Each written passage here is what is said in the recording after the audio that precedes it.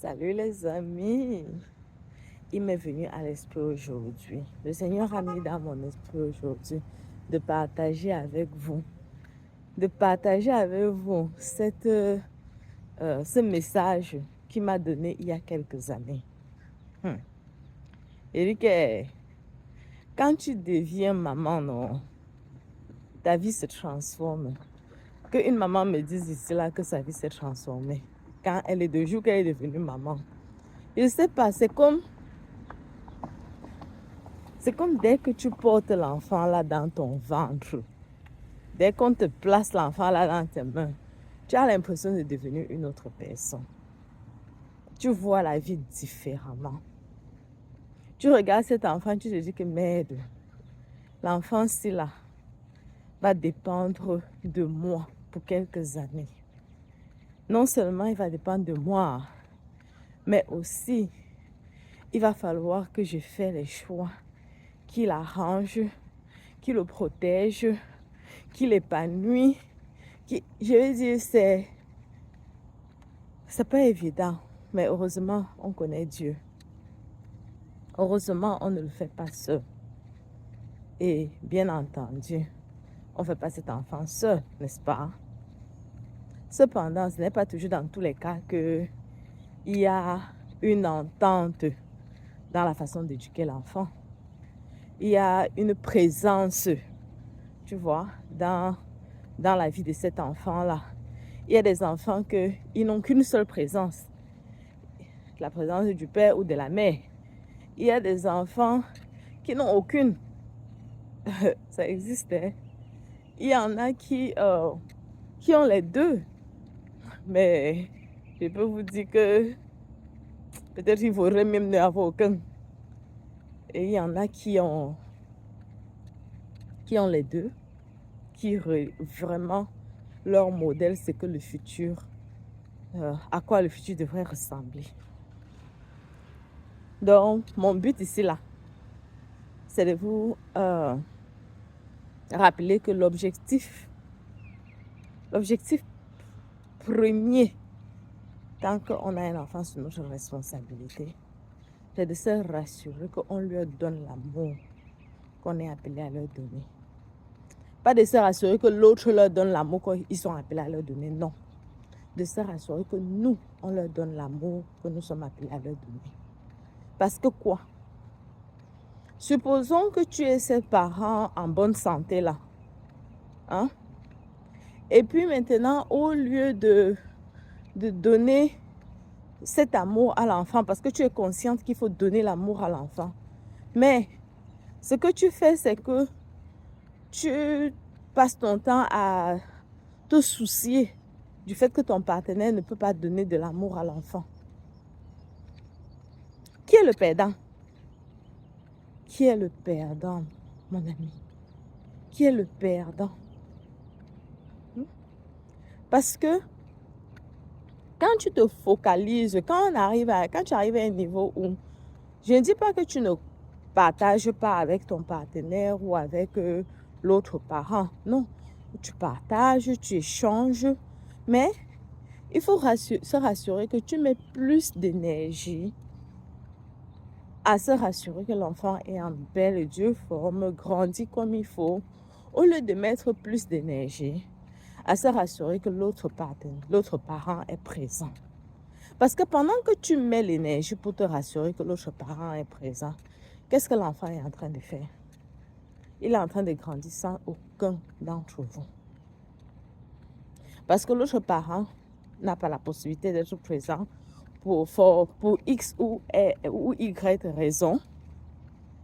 Et entre-temps, toi, tu es conscient du fait que l'enfant a besoin de ta présence. Mais parce que peut-être tu es dans une situation de validation ou bien je ne sais pas quoi, tu veux absolument que l'autre parent soit aussi présent. Entre-temps, tu développes des anxiétés. Tu développes certains problèmes, la tristesse, parce que l'autre ne fait pas ce qu'il a à faire. Entre-temps, cet enfant est abandonné à lui-même. Peut-être que l'autre est parti chercher une autre femme dehors. Ça te rend triste. Entre-temps, cet enfant est abandonné à lui-même. Mais seulement, ce que je pense, c'est que Beaucoup de choses se passent dans la façon de modeler.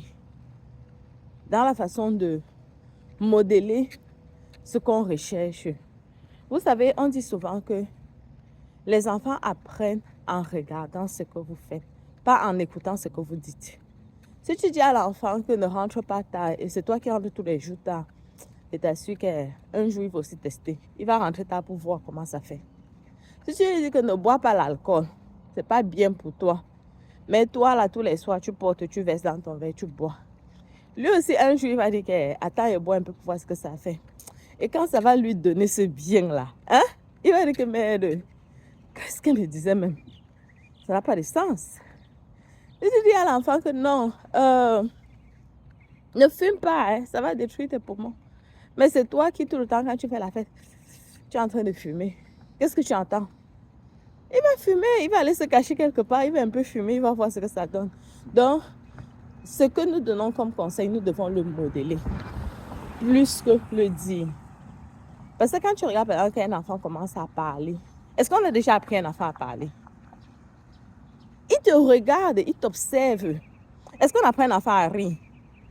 Il regarde, il t'observe. Il fait aussi le mouvement de la bouche, le mouvement de la figure, et puis il le fait. C'est en t'observant que cet enfant apprend. Ce n'est pas ce que tu dis qui compte.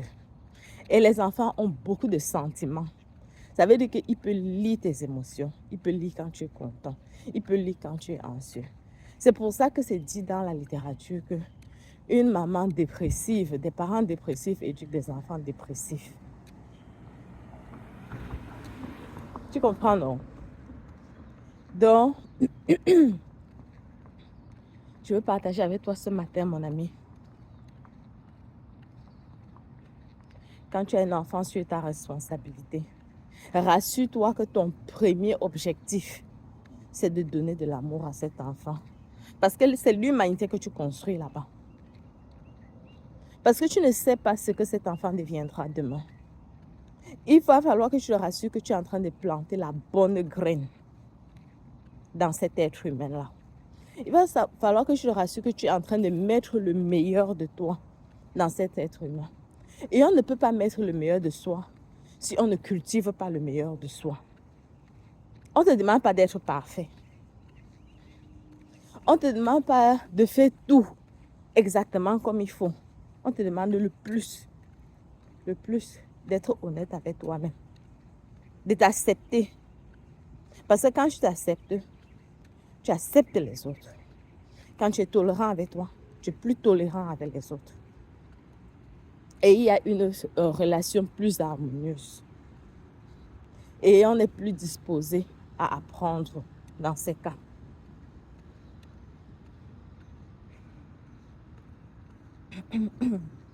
Ça, c'est la chose que le Seigneur a mis sur mon cœur de partager avec toi aujourd'hui.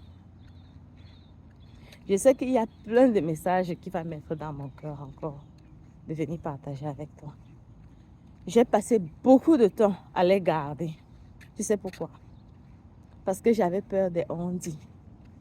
J'avais peur des... Ils vont dire que qu'est-ce que je sais même. Non. J'ai passé cette étape. Ce que je pense, c'est que le message que je mets ici, ce n'est pas pour tout le monde. Ce n'est pas pour tout le monde. Il y a des gens qui vont trouver ce message constructif. Il y a des gens qui vont trouver ce message pas constructif. Si ce message te fait du bien, il faut aimer. Comme ça, quand je mets encore, tu reçois une notification.